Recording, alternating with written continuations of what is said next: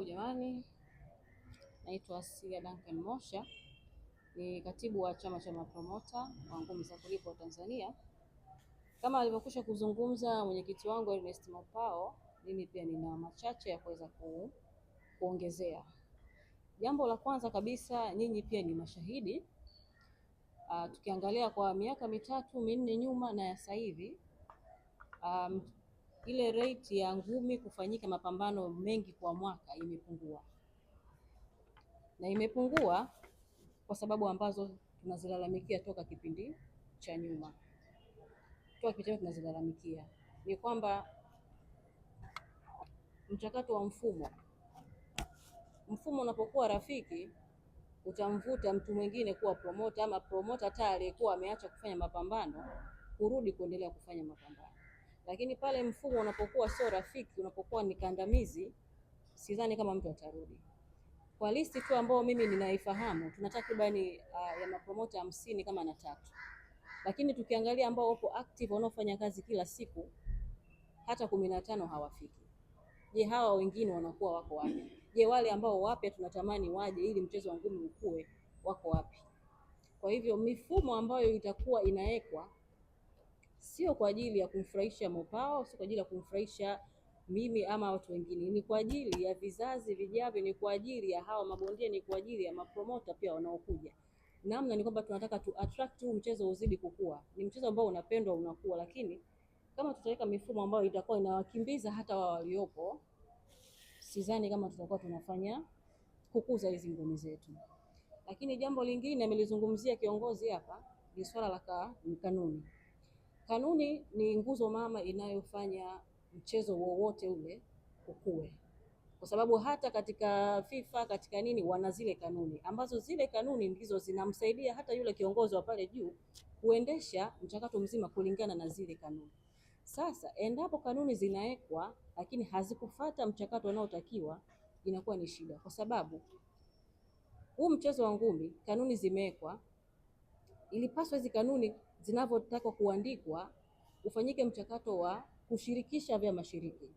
Na kushirikisha vyama shiriki sio kwa kuwaita watu wawili chumbani sio ofisini, hapana. Ilitakiwa ifanye kama hivi, ni kikao, mkutano, wadau waje, vyama shiriki viwepo, maoni yakusanywe, ndipo pale tunapotengeneza zile kanuni ambazo zinakuwa kanuni zenye uhai ambazo zinaweza zikasaidia kwa miaka hata 20 mbele. Lakini pale kanuni zinapokuwa zinachukua watu wachache wa kukaa kudiscuss, then zinaletwa kwa namna ambayo sio kupewa nafasi ya wewe tena unailetewa uijadili au uielewe, lakini unaletewa kwamba uitazame kesho uje kwenye mkutano. Kwa sababu kama nimesema kiongozi, niliandika barua, unaletewa tarehe 28 email ya kukuambia kwamba tarehe 29 unatakiwa mje watu wawili kwenye kujadili kanuni ambazo zinabeba mchezo mzima. Watu hawa wawili imetoka tarehe 28 29 mje mdiscuss. Hebu niambie, page zimekuja kama 54. Utapata wapi muda wewe kama wewe katibu au mwenyekiti wa kuzipitia? Licha ya hivyo, yule mdau wako, promoter mwenzako, umtumie azisome, aelewe, apate mawazo yake, akupe yale mawazo, muweze kukaa kuyachanyata yale mawazo, muweze kwenda kwenye kikao cha kanuni. Na vile vile kikao chenyewe, kanuni ni kitu kizito kama nilichokisema. Watu wawili, mimi Mopao, wao wangekuwa ni mimi na Kaike au ni Mopao na Kaike, wasingeweza kufikisha yale maoni ambayo yanayotakiwa katika kukuza mchezo wetu. Kwa hiyo mimi ninachokiona kiukweli kabisa, kama alivyosema mwenyekiti wangu, na support mchakato huu uliofanyika wa katiba mpaka na kanuni zake ni batili. Tukae mezani, kikao kifanyike, wadau washirikishwe, vyama shiriki vishirikishwe, maoni ya kusanywa katika utaratibu unaotakiwa, unaoeleweka, kwa sababu hili jambo sio la mtu mmoja. Lakini kama kitu kinafanyika kwa ajili ya maslahi watu wachache, basi huo ndio utakuwa ndio mwenendo wa kila siku. Lakini kama ni kitu kwa ajili ya vizazi vijavyo, kwa sababu hapa promoter ni kama ni nguzo na yeye vile vile, kwa sababu referee atalipwa na promoter, bondia atalipwa na promoter, hata hiyo TPBRC vibali na kila kitu vinalipwa na promoter.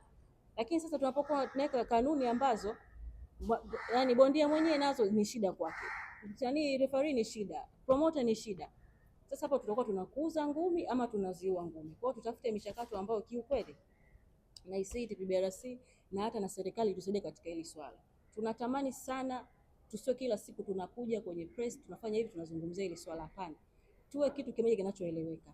basi tukae sehemu inayotakiwa, watu wawepo, wadau wanaohusika washirikishwe, ambapo hata serikali inatambua kwamba huyu mtu ana haki ama kibali cha kukaa kushirikishwa katika hili swala. Kwa sababu hata niwauliza viongozi wenzangu, mlipigiwa simu au mliitwa kwenda katika kudiscuss hizi kanuni? Hapana. Sasa unapoleta kanuni zinazohusu mapromota alafu wale mapromota pia hawapo pale, kanuni labda zinahusu sijui mabondia, wale wenyewe wahusika hawapo pale, sasa ni nani ambaye anaenda kukubaliana na hicho kitu? Kwa kweli labda nimwachie mwenzangu, pia atakuwa na mengine kuongezea.